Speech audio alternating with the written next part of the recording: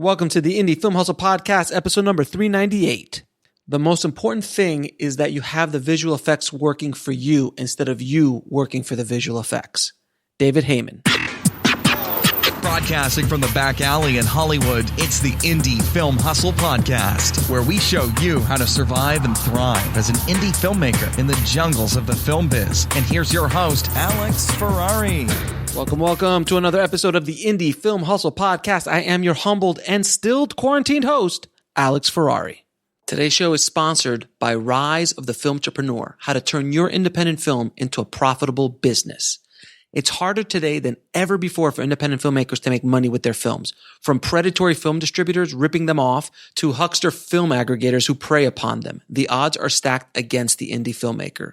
The old distribution model of making money with your film is broken and there needs to be a change. The future of independent filmmaking is the entrepreneurial filmmaker or the filmtrepreneur. In Rise of the Filmtrepreneur, I break down how to actually make money with your film projects and show you how to turn your indie film into a profitable business.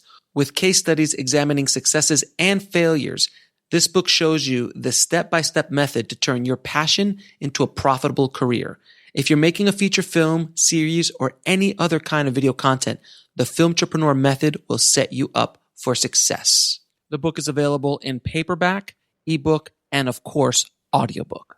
If you want to order it, just head over to www.filmbizbook.com. That's filmbizbook.com. Before we get started, guys, I set up a special link to help people affected by the coronavirus, and you can donate to Feed America. There is a lot of people in need out there, and Feed America is a great organization, and they're helping millions of people on a daily basis, and they also need your help. If you want to donate even $5, $10, it goes a long way.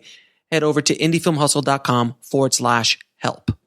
Now, today, guys, we have visual effects guru Kevin Good, who specializes in visual effects for micro-budget and low-budget indie feature films. And I saw a video of Kevin's online about how he was able to recreate this period piece film, independent film that he made that took place in the turn of the century in New Orleans, and how he was able to create massive amounts of production value with very little money was very, very impressive. And this is coming from someone who's been in the post-production side of the business for over 25 years.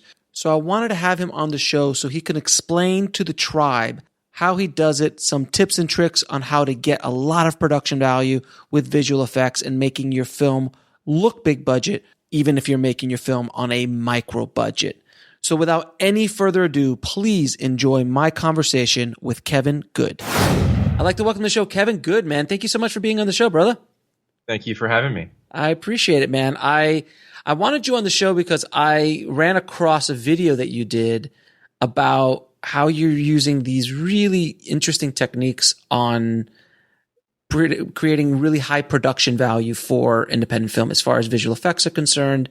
And that's kind of my wheelhouse. I've been in post for 25 years, and I got started with my first film with over 100 visual effects shots shot on a mini DVX, Panasonic DVX 100A. I owned one of those. Yeah. It wasn't that the greatest little camera, man. It was the greatest little camera. It was such like the look of it is still, I mean, it's SD, but still it was the first 24p, man. It was the first time we were like, yeah. And I still remember people like, it looks so much like film. I'm like, no, it doesn't. Not even a little. Like I look back at it now, I'm like, no, it did. But at the time, it was better than anything else around. Everything is comparable, and compared to anything else, it looked insanely better. Oh god, compared to like the Canon XL. Oh god, anything else 30p at the time, all mini DV was. Yeah. It was awesome. But yeah, we used Shake back in the day. Shake, and then it became Apple Shake. Shake before they abandoned such a beautiful piece of software.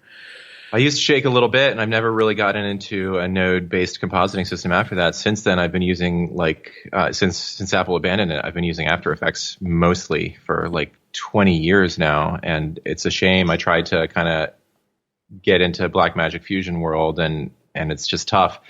I think there's a lot to be said for node-based compositors, but like there's also a lot to be said for decades of experience. of timeline compositing. My friends use Nuke. Yeah. A lot of my buddies use Nuke and Fusion, but I can't.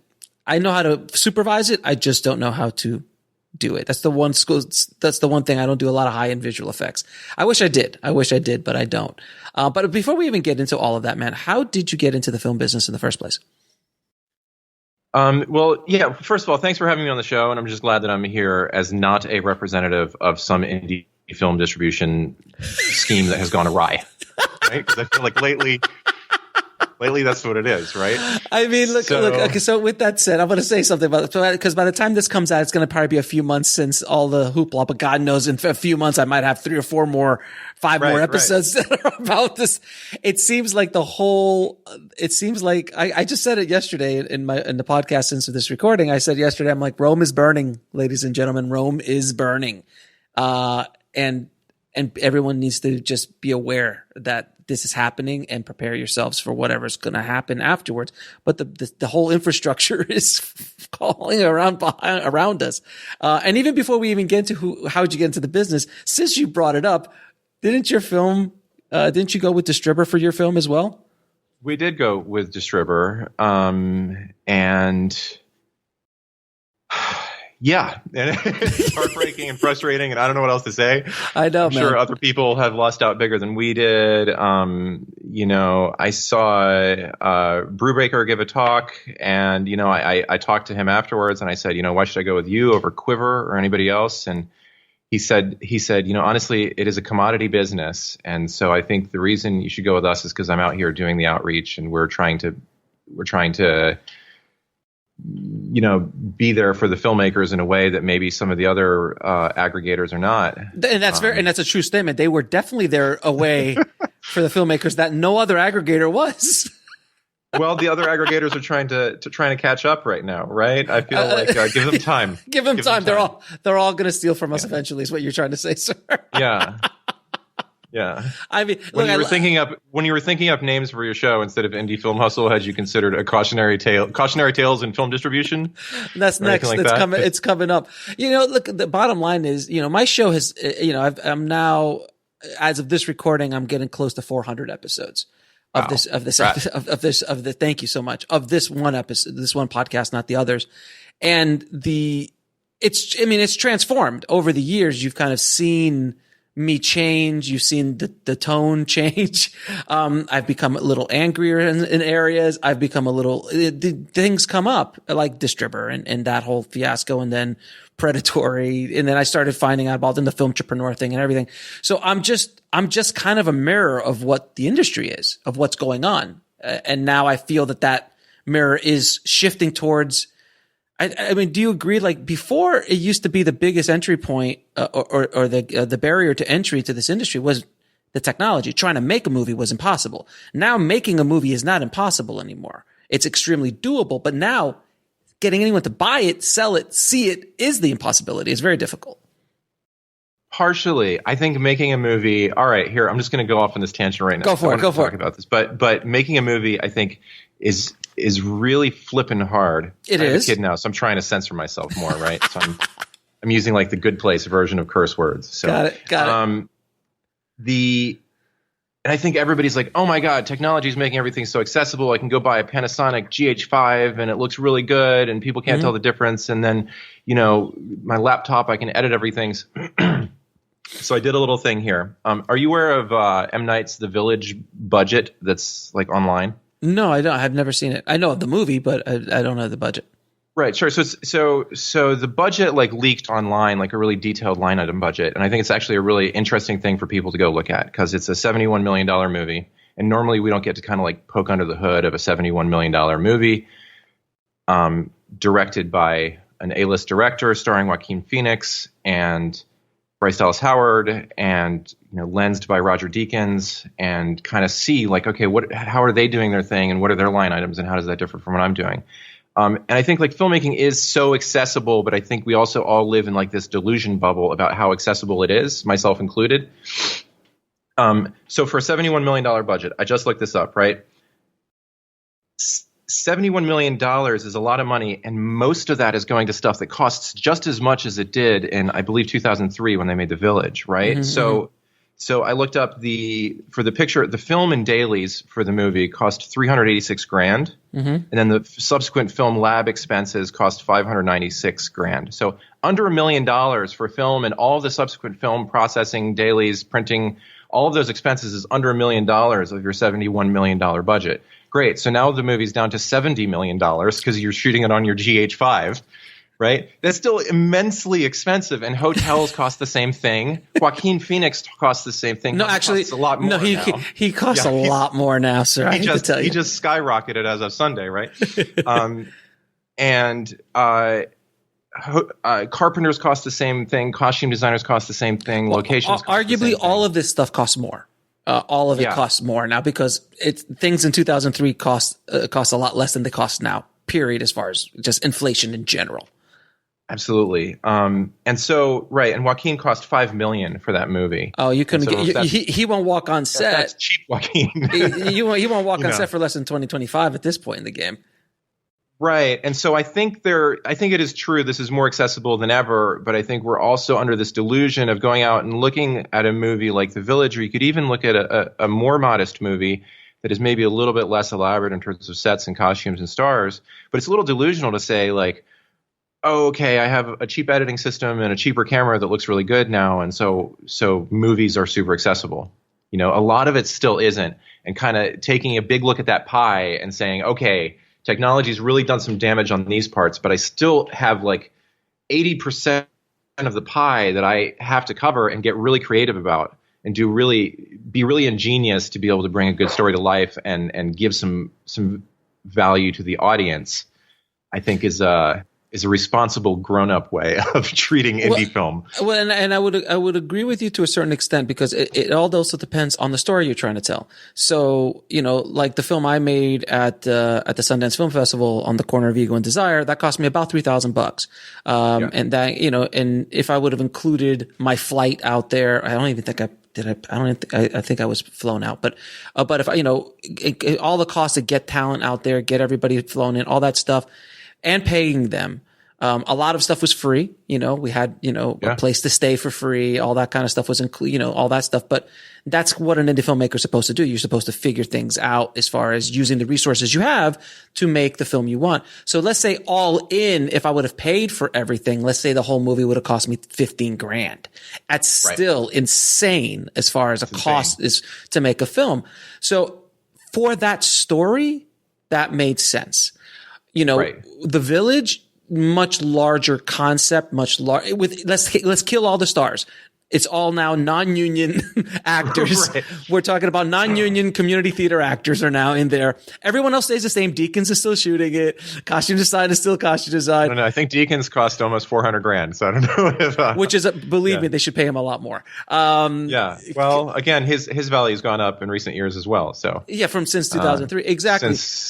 Since 03, he's shot a couple things since then. But so anyway, but even then, it all depends on the kind of story you're trying to tell. And one of the reasons I wanted you on the show is because you were telling an ambitious story, with, you know, a period piece, which is called Dinner with the Alchemist. I know we're jumping the gun here because we've gone off on a tangent, but we'll just roll with it. We'll just roll the way it is. You're good. But the movie that you made called Dinner with the Alchemist, when I saw, you know, the trailer and I saw some of the behind the scenes and how you were doing it, I don't see that very often anymore. I saw it a lot more when I was coming up in the early 2000s, when the technology was just breaking and filmmakers were really excited about it. Nowadays, I don't see that kind of ingenuity that I saw in what you did at a fairly high level.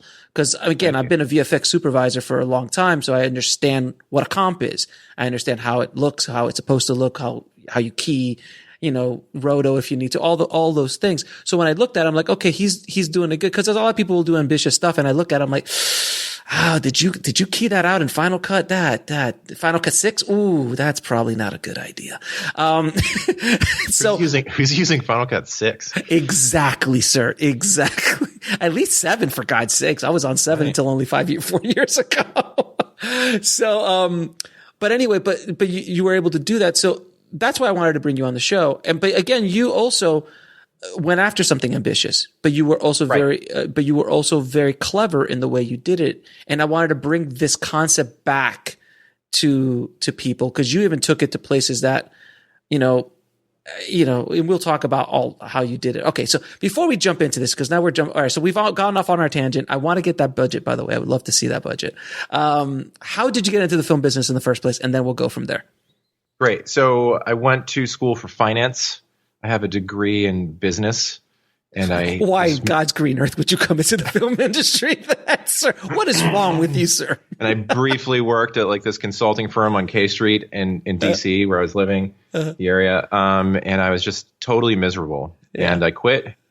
And then I lived in my parents' place and took odd jobs for about 10 years until people started to pay me to do stuff that I enjoyed. And I started like teaching Photoshop, and then teaching other photography-oriented stuff, and then filming corporate video whatevers, and then filming short films and more short films and more short films, and a few pilots, and then a pilot that I co-created got some attention, and Fox Television Studios got us to film a pilot presentation for them, and kind of just, I don't know, I just figured it out, man. That's how I got into it. I just liked it a whole lot more than the other things that I felt like I was supposed to be doing.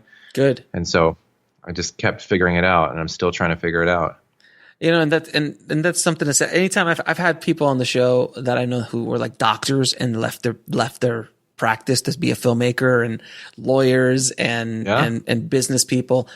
And I always joke, like, why would you do something as crazy as that? But the bottom line is, if you're happy, life is too short if you're not happy, and you've got to also pay the bills. So you've got to figure it out. You've got to figure out how that revenue is going to come in. And if you want to jump into this art form, you're going to have to understand the business side of it as well. And you started to figure out how to create revenue streams that supported the filmmaking habit, because you obviously were bitten by this virus years ago, and you can't get rid of it. It's stuck with you forever. It's a lifelong virus, and it will flare up. And the only cure is being on set, basically.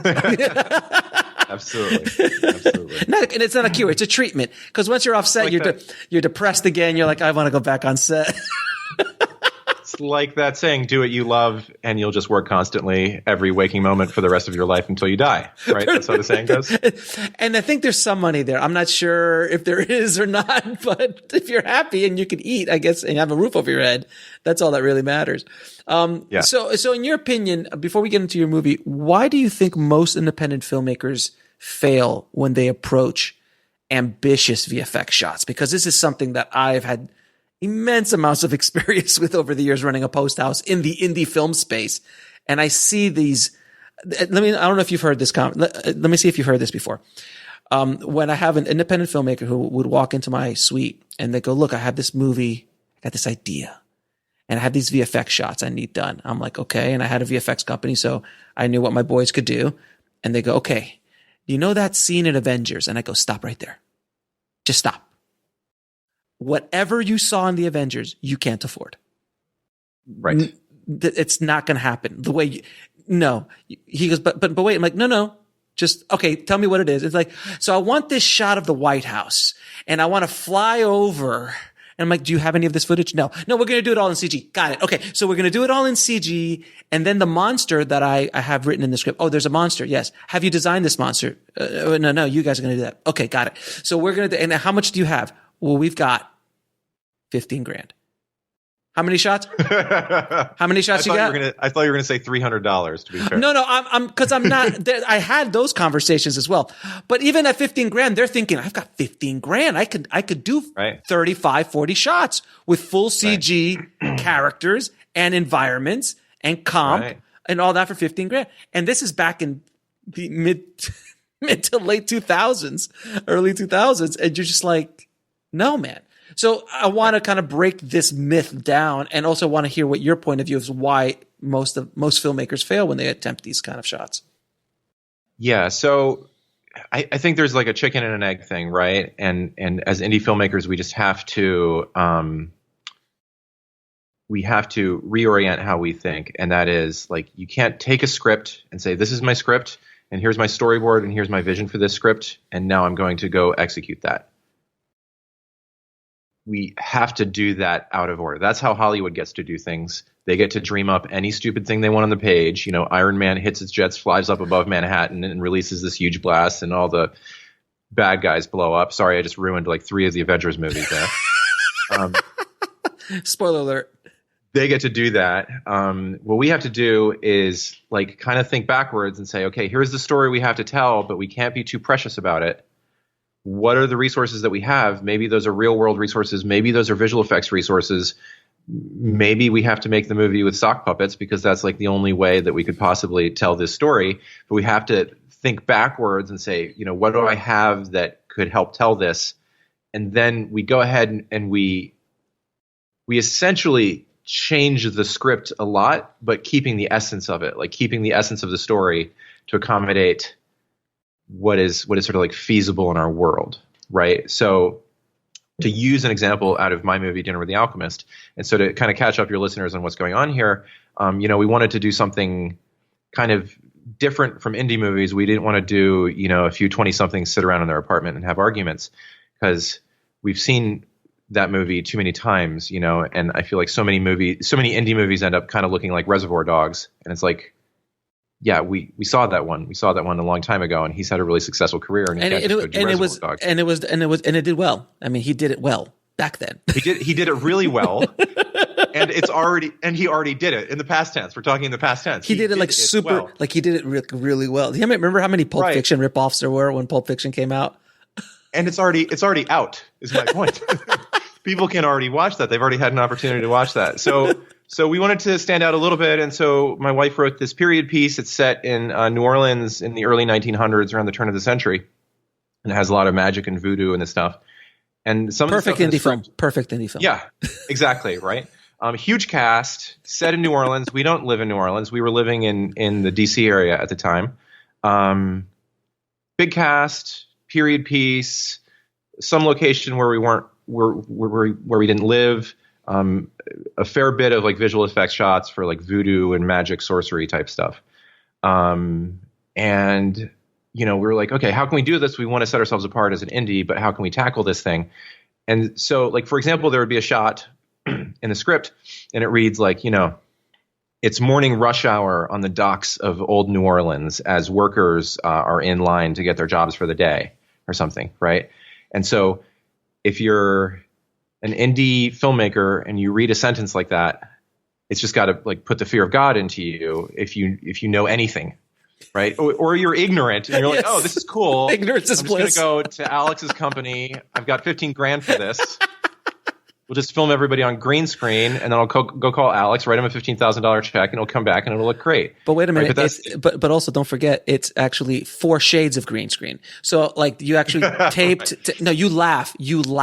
I had that shot come in. They taped 4 different color green screens in the background with like tape, and they shot a sword fighting. Samurai sword. I've done so much worse, and I did so much worse in Dinner with the Alchemist. I'll have to send you a picture of some of the green screens we used for that because we were trying to do like a big set, you know, the docks, and I didn't have enough real estate. And again, we were in Maryland. There was no like massive green screen stage we could rent out for a day, and even if there was, we wouldn't have been able to afford it. So I like set up in a parking lot and like put out all these green things on the ground. I'd painted and like hung a green. It was a mess. It was a total disaster. So, anyway, so I think like, you know, if I read this thing, you know, the New Orleans docks, early 1900s, tons of people work. It's totally impossible, right? And even in New Orleans, we can't just go to like New Orleans and get a few people in period costumes and use a really long lens and shoot a narrow view, which is like the other way you sort of think of like problem solving in indies. It's like, cool, this 4-foot section of wall looks exactly right. So let's dig out the long lenses. Everything is going to be pointing right here. All the actors are just going to play the scene in front of this little patch. The docks that existed 100 years ago in New Orleans don't exist anymore. New Orleans is a little tourist community now, and those docks are a park. Mm-hmm. So it used to be like working class, blue collar neighborhood where there are docks, and now it's like statues and palm trees and cutely manicured grass. So what I did in this case is I went to the Library of Congress photo archive, And I started looking through pictures from New Orleans at the time period, and there were all these cool pictures of the docks. And I started thinking to myself, well, this is exactly the environment I want. Could we set the movie here in the picture? Right? And you'd think like, well, Kevin, these pictures are from like 100 years ago. You sure they're going to be good enough to go into your movie that's shot with a modern camera? But the thing is, these photographs that they were doing 100 years ago were taken on glass plate negatives. So these negatives were like 8 by 10, I think. 8 inches by 10 inches.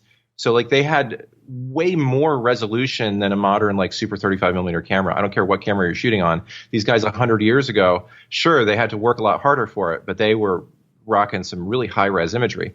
And so I just started looking through the Library of Congress images one after the other. Okay, could I set a scene in this image? No, it has nothing to do with my movie. Great, moving on. Could I set a scene in this image?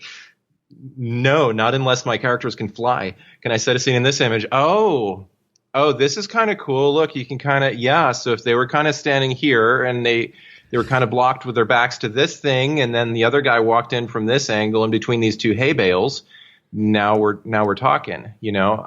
And so we found a few different old archival photographs that if I blocked it just right, we could set the movie in the photograph. And then it's the most authentic location ever, because that's like the only record we actually have of what those docks looked like 100 years ago, are these photographs from the Library of Congress. And so I restored the images. We colorized them. I colorized them with the help of this guy who just does these amazing like colorizing of black and white photos that I just found online, who wanted to help out. And then I just put that up as an overlay on the monitor when we were filming the actors, and just kind of wiggled the camera around until it looked like they were lined up in the right spot in the perspective. Yeah. So that was the like monumental task that we tackled to do some of those environments in Dinner with the Alchemist. And to get back to your question of like, what do I think is the biggest problem that people face? I mean, it's just such a tough one, but it's like,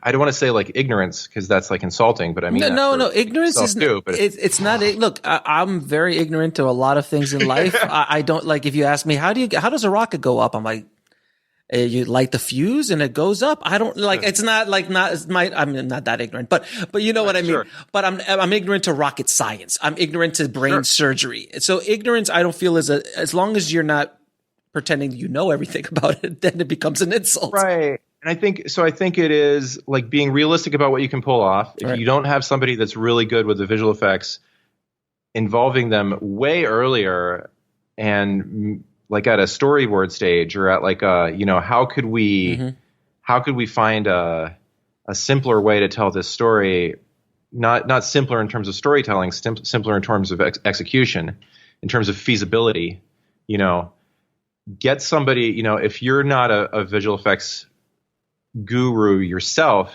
then find that person, build the tribe, reach out, find some people who really understand these things, who you've seen shots from them that convince you that they understand these things, not somebody who claims to understand these things as soon as they get a chance to do it. Yes. Yes. And then, you have to, it's just like it's a planning thing. You have to work with them and say, okay, great. You want this shot of the White House. You want the camera to be flying around. Cool. Would a shot of it with the White House from the ground suffice? Does that still tell your story? All right, we can hop onto a stock video site and get some really great shots of the White House from the ground for about $40 a pop. Now we're talking. We've lost a little bit of grandeur, but we're keeping the story intact. And what do you need the White House?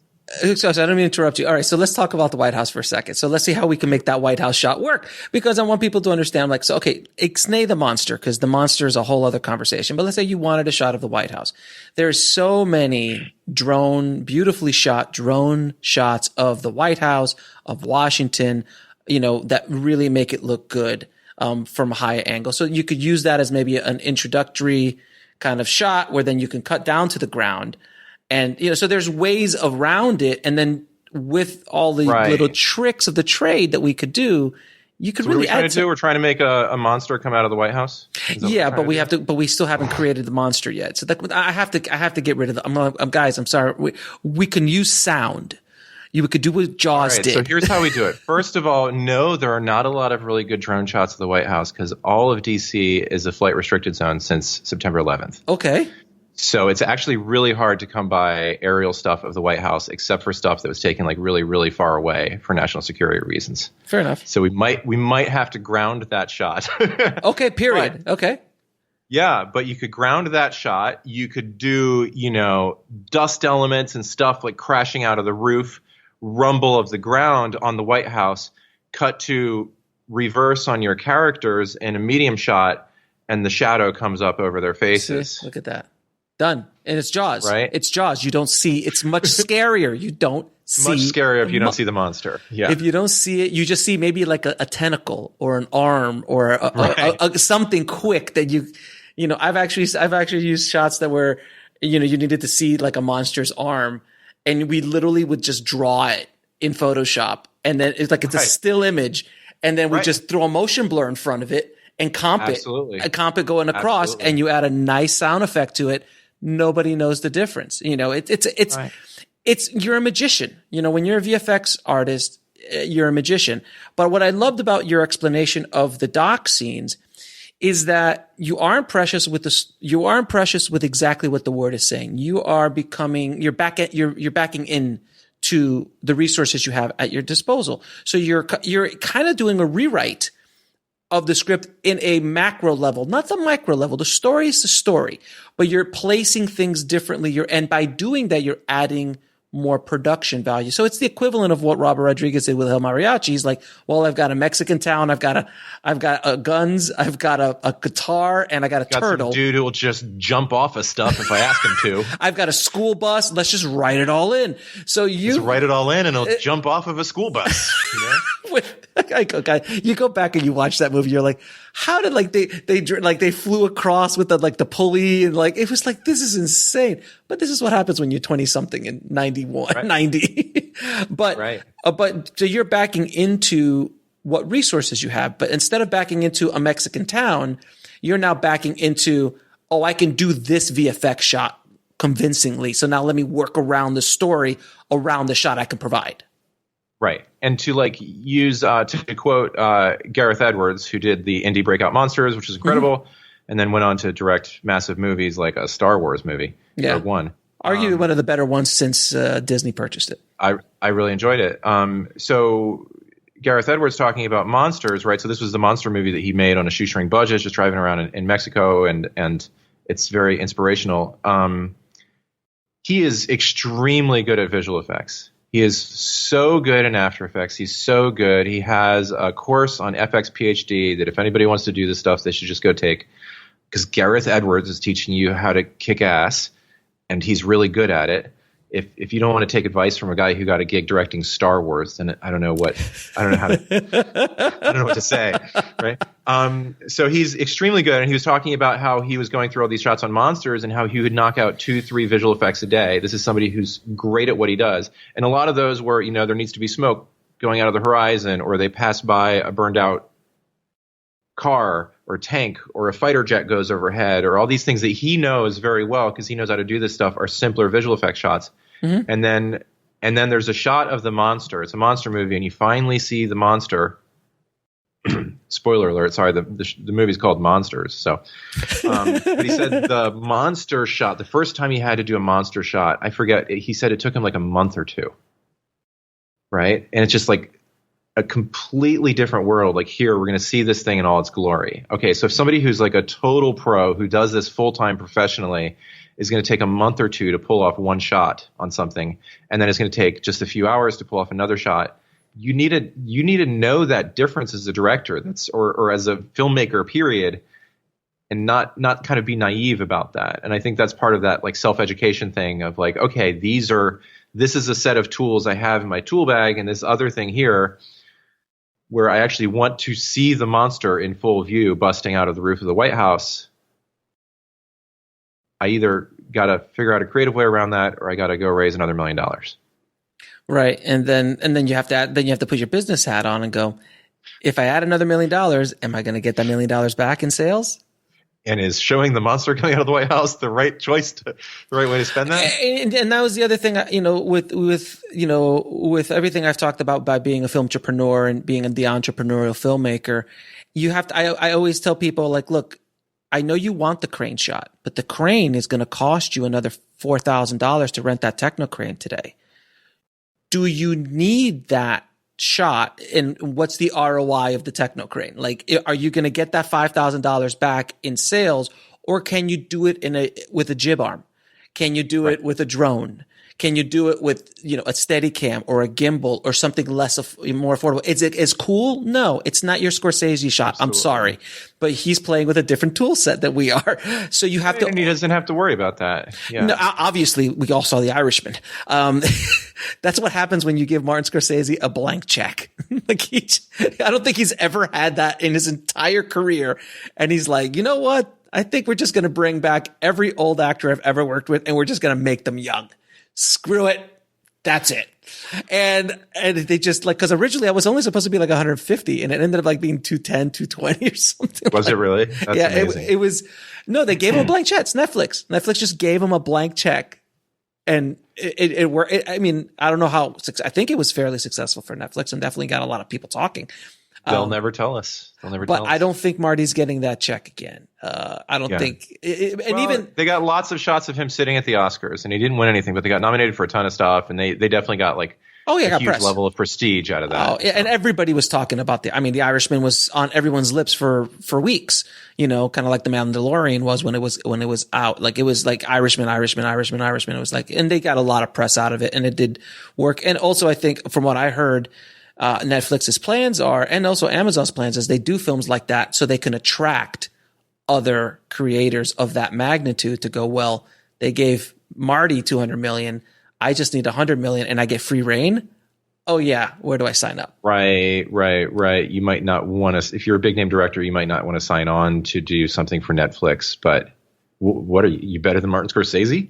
Right. So it opens that gate. Or you want to, because you're tired of, the studios, stopping you from being creative. And Netflix, from my understanding, pretty much lets, even the smallest films, they don't really interfere too much on the creative standpoint, to a certain extent, as long as you're hitting those algorithm markers that they're looking for. But if you're Martin Scorsese, it doesn't really matter.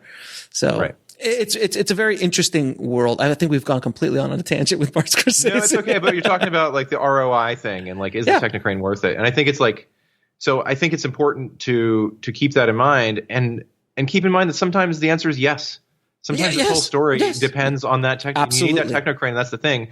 But you've got to pick your battles. And I think a lot of the quality issues that I see on indie film, my own included, are maybe not like picking the right battles. Like I don't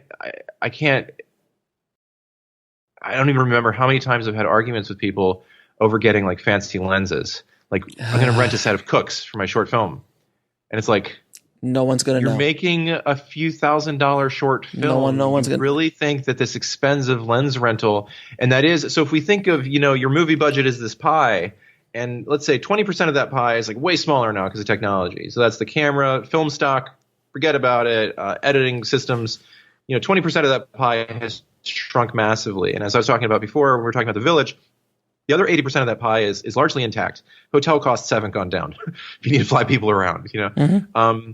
And so, looking at that pie and saying, where can I get the most gains here? Is throwing a bit of money at a fancier lens rather than a cheaper lens the place that's going to give me the most gains in this pie? And it's like, no, it's not. The cameras are already really good and really cheap. Stop worrying about your damn camera. And like the amount of people that like insist, we should film this on an Alexa 65. Let's go rent one. What are you talking about, man? Yeah. And let's not even talk about workflow. Can you handle the workflow of an Alexa 65? Right. That's a whole other conversation. Right. Go get a Panasonic GH or a Blackmagic Ursa Mini 2. They're whatever. They're great cameras. And then focus on the rest of your pie, and you have to say, like, where am I getting the biggest gains, right? And so, sure, maybe those fancy lenses are giving you 0.5% gain over the cheaper lenses option, right? you can't get better than a 0.5% gain somewhere else in that whole pie. You can't like spend a little bit more money on your production design or your set, or have an extra day of shooting so you can take your time and really God bless, get all that coverage. Get all the coverage you want. So, preach. So this is just a warning to anyone else who asks me about renting Cooke lenses that I'm just going to go nuclear and start screaming at you. That's basically what look, I love Cooke lenses. I love Zeiss lenses. They all have their own thing. They're all great. They're fantastic. I've shot with all of them in my career. But when I shot my last film, I shot it on a Sigma 18 to 35 photo lens. Yeah. It's like sitting right next to me here. This is my Tamron 24-70 photo lens that I've shot more stuff on than I care to mention. I have this in both Canon and Nikon mount because I use it so much. And it's a great, and that lens specifically, it's an art lens. It's called the art lens. That art lens, I think it cost me like $500 or $600 5 years ago, and I've shot everything. I shoot everything with it, and no one's gonna care, and no one was sitting there watching my movie in a theater and going, God, was that a Sigma? That looks like a Sigma. Did you guys notice that chromatic aberration in the upper right corner of the frame? Did you see that's not? It's absurd, right? It's absurd, but that's where filmmakers start their egos get the best of them. I'm guilty of this early in my career as well. Like because you assume that like if Deacon shoots with a Cooke, and I shoot on an Alexa 65, and I shoot with an Alexa 65 with a Cooke, I guess I'm going to be my stuff's going to look as good as when Deacon shoots it. No. Just because I have a paintbrush doesn't make me Picasso. It doesn't matter. It's about and that's the ultimate analogy, right? I'll take Picasso with the world's crappiest paintbrush, or just his finger. Any day over me with the best paintbrush that you can find. It is not the plunger, sir. It is the plumber. I don't know if I agree with that one. Sure. Isn't it crazy? Isn't it crazy that we're the only industry that I know of? It's like when you hire a plumber and they show up to do to fix the job, you go, what brand of plunger is that? Is that an Alexa plumber? Is that a red plunger? No, right. No one cares. It's a tool. Do your job. And now, but the whole marketing and everything like that with gear, with the whole gear porn situation, filmmakers get caught up in that. And I feel that a lot of times it's an excuse to either not move forward, because a lot of people stay stagnant until they get the Alexa 65. And then by the time they go on set, they're like, oh, what do you mean? What do you mean I only have one day to shoot the feature? Well, that's all the money you have. If you would have shot it on a Blackmagic with a Sigma art lens, you could have shot for 6 days. And everyone would have thought it looked the same as the other thing, except for like go ahead. Two people would have noticed the difference, and it just would have been like, them studying it. Two DPs out there would have been like, huh, yeah, I think this looks like one of those Sigma art lenses. Two people, that's it. Is the story good? No one cares. If the story's good, that's all that matters. No one cares about what you shoot it on. No one cares about your lenses. Is it clean? Does it look good? Does it sound good? Absolutely. That's much more important. We do see a huge correlation, though. It's not like in sympathy to indie filmmakers, there's a huge correlation between companies that are making stuff and that can profit from that stuff they're making, and therefore are advertising the hell out of it, and what people obsess over. So there are camera manufacturers and lens manufacturers, and they need to sell new Alexas to somebody, right? And Blackmagic keeps coming out with a new camera every week, and they need to sell it. And they're pushing it and showing you all this beautiful imagery, and that has an effect. All that advertising has an effect. There's no like big location scout company out there, right? Like there's a new location every week. Yeah, look at this new location in our location scout, right? And so you don't get that same little advertising, whatever dopamine hit thing that is that I need that coveted thing. There's no like production design megalopoly out there being like, look at our production designs. This is what will make you a real filmmaker. The latest props. But there's a lot of money pushing all the new tech and all the new gear, and from lenses to cameras to monitors and post-production tools. There's a lot of money behind that, and they keep developing new stuff, and they keep needing to sell it. So that has a psychological effect on you and me. Yeah, and I talked to a filmmaker the other day that just shot their feature on the Red One. They bought a Red One for like, I don't know, $2,000, and they shot it on. It was 4K. It's a beautiful camera. It shoots beautiful imagery. And you mean like the Lord of the Rings movies? Or the Tobey Maguire Spider-Man movies? Or Che? Or any of these? Great. Or the Ocean's 11 films? Are those like... was that not good enough for you? But that's that's the thing. Like people, like when 35 was around, 35 was always around. It's 35, it's 35. Everything always looked good. And there was just a little bit of change in the technology for the most part. But now every other day, do you need 8K? Do you need 10K? Do you need 15K? Like I need to shoot my 2-minute short on 10K. Cause if not, I won't be able to zoom in. Well, just frame it right the first time, dude. If you got the money, then God bless you. Shoot the latest 10K camera if you want to. But if not, what's the point? Like I shot my film, that last film I shot 1080p. I shot it with a pocket. I shot it with a 1080p pocket camera, Blackmagic. I got one of those sitting right here. They're great camera. The great little cameras. And it worked for the kind of story I was trying to tell. I wanted that kind of Super 16 look to it, and it worked great. Right.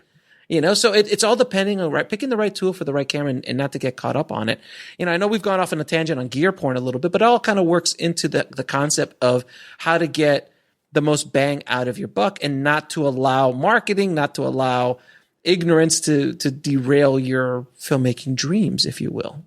Right. And I think going back to the creature coming out of the White House, it's like we can't, as indies, we just can't compete with Hollywood on spending money. No. And so if you're trying to do that, you're losing a losing battle. And I think one of the things, and we did this with Dinner with the Alchemist, and it's something that I try to do with each of my projects is say, like, what are we trying to do here that, you know, what kind of a story are we trying to tell that Hollywood can't because they're too busy making Avengers movies, you know? And unfortunately, you know, I do see a lot of indies also where it's like, oh yeah, this is like, you know, this is like Avengers, but really cheap and indie. This is like Lord of the Rings, but it's like if it was indie and sock puppets. Yeah. I want to see Thrones, but with sock puppets. I do want to see. That would be fun. I mean, I do want to see all those movies in sock puppets. If anyone's out there, I think that is a niche, a niche audience. That if you made Avengers in sock puppets, you could get away with. That's a YouTube channel idea. Oh, that's just so huge. It's huge. It's monster. You could create an entire channel just around sock puppet reenactments. I'm too busy. You're too busy. But any listeners out there, go do that. We'll watch it. We'll definitely watch it, and I'll promote it. Oh please, somebody go out there, do sock puppet Avengers. Okay, can you imagine? And if you could throw some real visual effects in there, oh my God, that would be amazing. Can you imagine sock puppets with high-end visual effects? That would be incredible. That would be incredible. That's free for anybody out there listening. Please take Absolutely. it. Absolutely. I just want to see it. Yes, please. Please don't send us any money. Just make it. That's our payment. Now, there was a shot that you did in Dinner with the Alchemist, which was really inventive, where establishing shots add so much production value to a movie. And that's something that indies a lot of times don't even think about. They just go from interior to interior to interior to maybe an exterior of a house to interior, and they don't take the time to do a big establishing shot because the big establishing shots generally are more expensive. You got to have more control, all that kind of stuff. And what you did with the pictures, can you talk about that a little bit? Yeah, sure. So we actually and when I say don't be Hollywood in making a movie, I mean don't try to compete with them on spending money. But in other ways, we really need to be Hollywood and we need to be smarter about things. And there are things that I see the indie filmmakers don't do. And one of those is test audiences. I don't know why indie filmmakers don't do test audiences the same way Hollywood does. Hollywood does them for all their big movies, and for a reason. It's really important after you've sat with something for like probably a couple years and you can't see the forest for the trees to get some new input and feedback from some fresh people that have never seen it before. And so we did focus groups and tested Dinner with the Alchemist as the edit was coming together. As soon as we had a full edit, we put it in front of some people that had never seen any of it. Re-edit for a few months, do the same thing again. Re-edit for a few months, do the same thing again. And they came back saying like, oh, well, yeah, it kind of feels claustrophobic, this, that, and the other. Basically, it needed establishing shots, right? Unfortunately, it was like a period piece written about this New Orleans at the turn of the century. And I was like, how in the hell am I going to do establishing shots? I just don't know what to do here. And so again, we went back to the Library of Congress photo archive, and I was just looking through all these shots, and there were some kind of cool shots of the city, like from a rooftop, of the old skyline of New Orleans 100 years ago. But they were all like really boxy because of the aspect ratio of those cameras. But I noticed in the pictures that there were a few pictures that had overlap. Like this dude had stood on a rooftop and actually filmed, like taken panoramic photographs. So sure enough, I downloaded these from the Library of Congress, stitched them in Photoshop, and actually made a panorama from these stills that this dude 114 years ago had taken, who had no idea that a panorama or Photoshop would ever subsequently exist. Mm-hmm. But thankfully, he shot them perfectly for a panorama with just the right amount of overlap. And then again, we colorized it, and so then I could build a camera move in that was kind of sweeping across the panorama. And because it was so high res. Because it was so high res, and because I had stitched it, so now it was like super high res, you know. So each one of those was high res. Now it was like an insane res. I could have done like a crash zoom in onto one of the smokestacks, you know. And then we added like some digital elements, like smoke coming up out of the smokestacks, and like a flock of birds and all that stuff to give motion to the scene. And it's great. It's one of the best things. We were at a film festival. Was Orlando. We were at the Orlando Film Festival with a movie.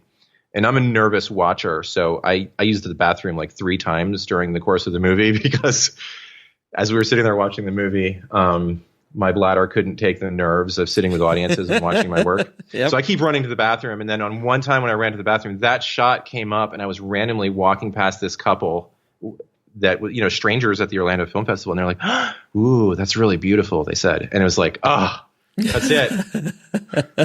That's why I spent a week working on that. Yeah, so I could overhear some strangers in a darkened theater looking at it on the big screen and hear them gasp when they saw it. I mean, it's like, if that's not that dopamine hit that's going to make me do something stupid like go make another movie, I don't know what is. Tell me about it. But can you give any advice to filmmakers who don't have a VFX company like I do, or the VFX prowess that you do, to achieve these films? Because I know a lot of filmmakers just don't understand post, let alone high-end visual effects, or how it's done, or how it's shot, or what it costs. Any tips on how, you know, just normal filmmakers who don't have these tools in their toolbox can achieve these shots? I mean, yeah, watch lots of YouTube. You just have to like educate yourself. And so if you can find somebody executing something that you want to do, if you're trying to do like simpler stuff, if you're trying to do muzzle flashes, you type that in After Effects muzzle flashes into YouTube, and not only are you going to not have like really crappy looking overlay muzzle flashes, you're going to have some people that are really showing you how to do a really good job on it, where you have a shell casing popping out and the person's face is lighting up from the flash and you're getting a good composite out of it. So just educate yourself. If you can't find somebody doing a YouTube tutorial on it, chances are it's really complicated. Right. And then at that point, I think you do just need to loop somebody else in. Find an Alex Ferrari or a Kevin Good and talk to them about it. Try to, you know, a lot goes into it. And the worst thing you can do is just go shoot a bunch of people in front of a green screen and try to figure it out later. Like you have to. You mean fix it in post? You mean fix it in post? Yeah. Well, I mean, by some nature, like visual effects is like creating it in post, right? But you can't create it in post if you don't have a plan, if you don't know what you're shooting, you know. Right. So it's all about the ingredients. If the ingredients aren't good, you really can't cook it. You know, you gotta have good ingredients, and that's what shooting those plates are, and shooting the proper elements are, and then you can composite it. But when you have a blue screen mixed with a green screen background, and the guy is wearing green and blue, right. Right. You've seen those memes, right? Like there's a soccer guy in a green uniform on a green screen. You can barely see him, and they're like, I don't know how they did. I watched Guardians of the Galaxy, and they have one character that's green and one character that's blue, and I'm like, man, this must suck to work on in post. You guys really did a movie with a green character and a blue character, and they're siblings, and they talk to each other all the time. on screen at the same time. That must be interesting. That must be. But when you have ILM, you're good. They figure it out. Then all bets are off. Then you can just film somebody on whatever, and then you hand it to the guy and write them millions of dollars of checks, and they'll figure it out. I have a buddy of mine who worked on Lord of the Rings. He worked on the Hobbit films. And he told me. Those are terrible. They were shot on a Red 1. I know. The Hobbit films, those were newer. That was shot at 60 frame. They're 60 frame. Exactly. Those are shot on the Epics. Yes. The Epics. Fine. That's acceptable. Yeah, but that's only a 4K Epic. So honestly, it's garbage. Honestly. So what he told me was that Peter doesn't really care about what it takes in post because he just has Weta. So he just just roto it. Sure. So everything was rotoed. Like they would just roto all the characters out. And if you don't know if anyone listening doesn't understand what a rotoscope is, it's the equivalent of taking a piece of paper and cutting around the lines around like yourself and then comping it in or pulling them out and then cleaning up the background. And then doing that at 24 frames per second or 60 if you're doing the Hobbit. So it's basically like the sweatshop labor of visual effects. It very much so. And it is so time consuming and so brutal. But he did just tons of it. And there was just roto guys. There's full teams of roto guys, doing that. So you got Hobbit money. You knock yourself out. Do what you got to do, but be careful because it could turn into cats. If you run out of time, then it turns into cats. All right. So real quick, before we finish up, I have to talk to you about Cats, man. So, I have not gotten a chance to see it yet. Because of all the negative buzz. I really want to see it. I can't. And I've talked about Cats already a few times on the show. I haven't seen it yet. I'm dying to see it. And I respect the filmmakers who made it and everything, but this happens once in a generation. A studio does such a colossal failure at all levels, creative, visual. Like, you're talking about like Ishtar, Heaven's Gate, Glitter, like some of the biggest bombs. And even those were all nothing compared to Cats because Cats on paper had everything going for it. One of the biggest Broadway hits of all time, Oscar-winning director, Oscar-winning writer, biggest music stars around, Oscar-winning actors behind this, like visual effect, huge visual. Right. They had it on paper, completely made sense, and then this colossal breakdown of what it turned into. That the story didn't work on screen. It's not a cinematic story. The visual effects. The best tweet I ever heard, as far as a review of Cats, was it's so good. Cats is the worst thing to happen to cats since dogs.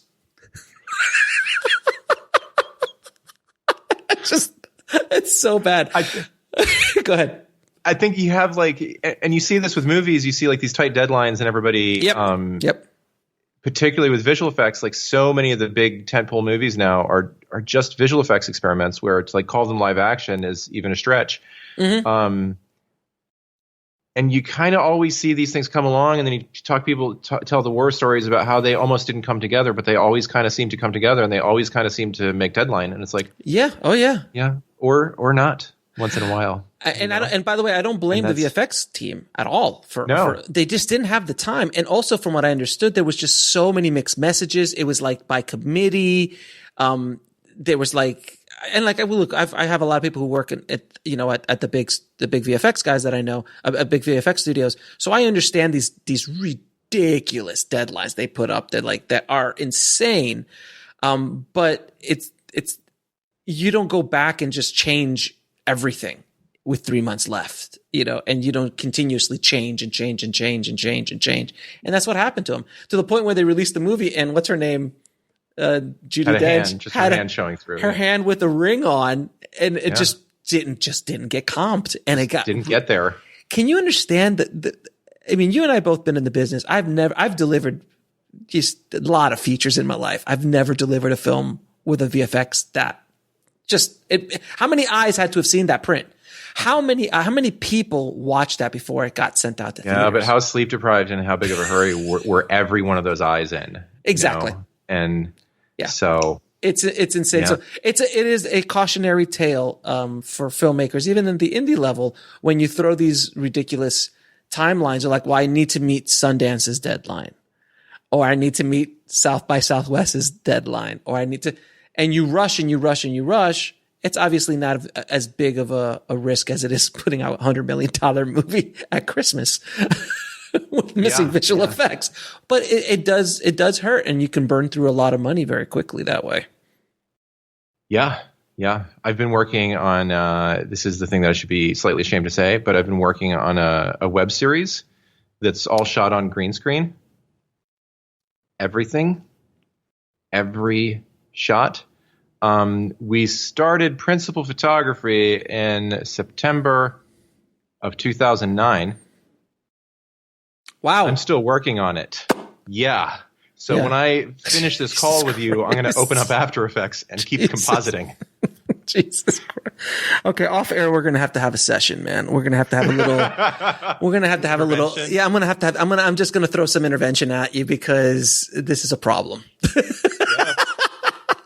Because you've made a feature or two between that time. Yeah, I've made a feature. I've shot a few. I've held down a life since then, and it can really get bloated. And even somebody who like understands it well, like originally I was kind of like, oh, this will be like this really cartoony thing with really bad green screen. It'll be hysterical. And then like 10 years later, I'm like, or it could look kind of cool. Oh, let me just work on this a little bit more. Oh no! And then you're gonna wake up and you're gonna be 70. Yeah, and I'll finally release it, and all the actors will have already passed on.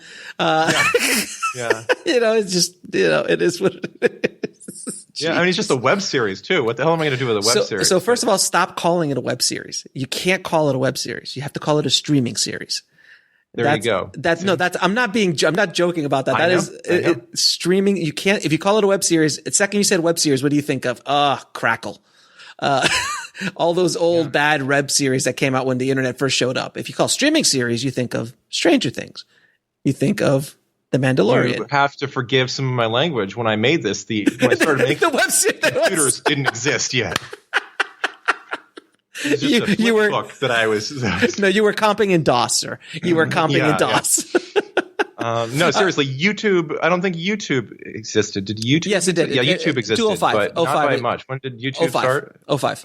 04 or 05 is when it came out, because that's when I jumped on YouTube and put up some of my visual effects tutorials back in the day. I put them up on there, and they're still there for my film. Did you do one on Muzzle Flashes? Of course I did. I did it, but I was doing Muzzle Flashes before Muzzle Flashes were like being like. It was 2005, so there was no like prepackaged Muzzle Flash anywhere. Right. And we did it in Shake. We did reflections off the face. We actually had practical smoke that came out of the airsoft guns. And then the Muzzle Flashes, every single one changed. So it was because we had a script. We'd use scripts in Shake. So it was just kind of like the script that every single time it moved, the parameter moved on it. So it was never the same Muzzle Flash twice. So we did all of that stuff back in 04. And that VFX artist who's my buddy, he went on to work for Tippett. So he's doing okay. Right. I was very lucky with my VFX team. Those two guys that worked on that first film have gone on to work on $1 billion projects. Yeah. So I always tell them I'm still waiting for my 10%, because I launched them. I discovered them. But, that's good. Let me ask you a few questions that I ask all my guests, sir. What advice would you give a filmmaker wanting to break into the business today? My biggest piece of advice that I give for that is you got to find the day job that supports it. So I do television commercials. You spend so much of your life working that if you're working in a cafe, if you're working as a barista or driving an Uber or something else because it's just your side hustle, you're not working those muscles that you need to work. So my day job, quote unquote, I'm going on set, I'm meeting new crews, I'm traveling around the country and shooting, and I'm editing, and I'm learning all the post-production tools, and I'm using After Effects, and we're delivering to stations and all that jazz. So it takes some work to get there, but if you're working 40 hours a week or realistically more, like most people, you need that time to be time where you're also like building your useful tool set and making yourself more valuable for the stuff you want to be doing. So make your side hustle inside your industry is basically what you're saying. Yeah, make your side hustle something that can help that skill set along. Just help it push that skill set along, because you got to be good. Yes, absolutely. Now, what is the lesson that took you the longest to learn, whether in the film business or in life?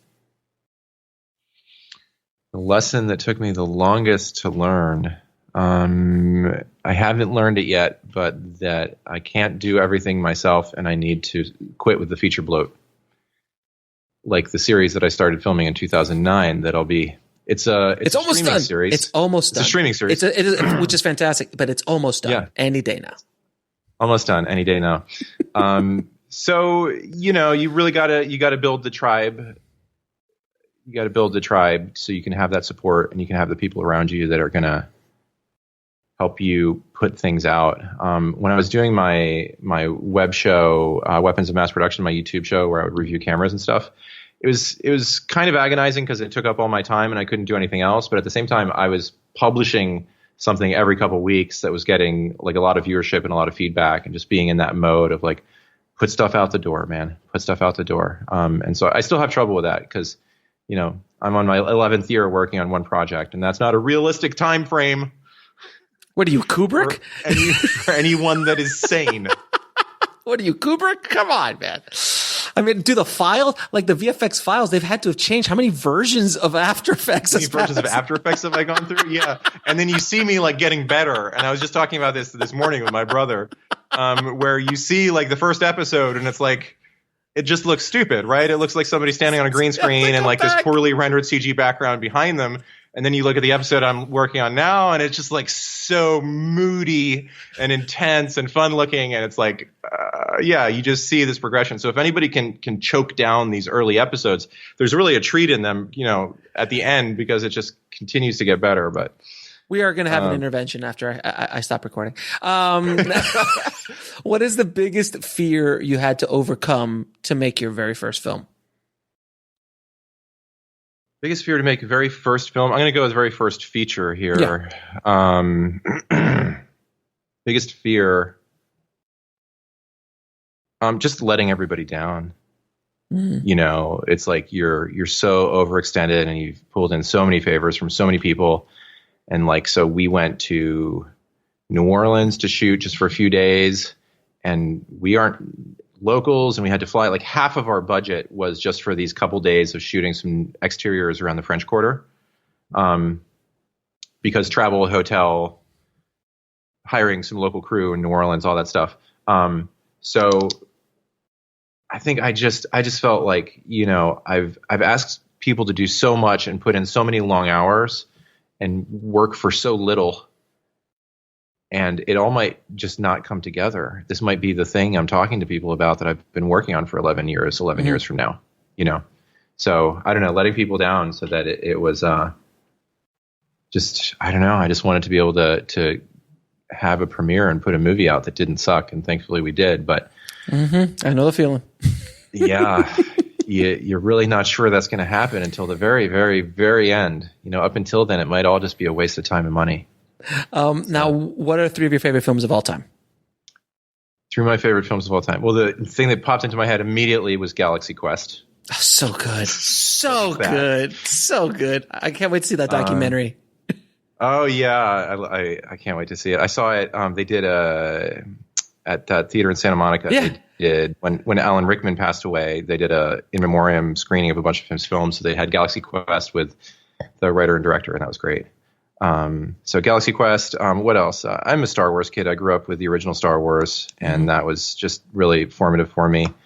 And then what's another fun movie that I really love? Confessions of a Dangerous Mind is the other one that popped into my head. That's a really good movie. That's my underrated category. Nobody talks about it. Nobody. And that's George Clooney who directed.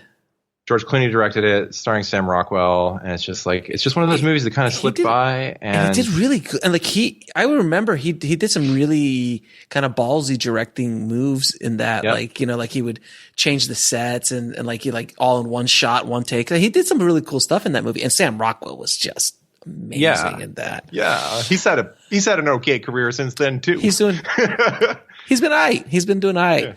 Yeah. I just saw him in Jojo Rabbit. He was great in Jojo Rabbit. I haven't seen that yet. It's so good. All right. So where can people find you and the work you're doing? I think Kevin Be Good on Twitter is where I'm kind of most active. And then just look for Dinner with the Alchemist. We were with this aggregator called Distribber, they've gone the way of the dodo. And so we're trying to figure out what the new home for it is, but it's probably directly through Amazon. And so we'll be back up soon. It's just, life gets in the way of those things. So.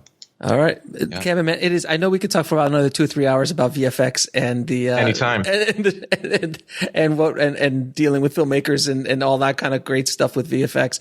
But I do appreciate you coming on, and hopefully this has been an educational and inspiring story for a lot of filmmakers that you can go out and do it. You got to think differently. You can't try to compete with Hollywood with a $5 budget. It's kind of like I use the example of Goliath, David versus Goliath. Like if you want to fight Goliath on Goliath's terms, you're going to lose. But if you pick up a stone and throw it between his eyes, you got a fighting chance. Absolutely. So thanks again for being on the show, brother. My pleasure. Anytime. I want to thank Kevin for coming on the show and dropping those VFX knowledge bombs on the tribe. If you want to get links to anything we spoke about in this episode, including how to possibly hire Kevin to work on your projects, head over to the show notes at indiefilmhustle.com/398. And guys, we are in episode 398. We're only 2 away from number 400. And I've got a very, very special guest in mind for the tribe for the monumental 400th episode of the Indie Film Hustle podcast.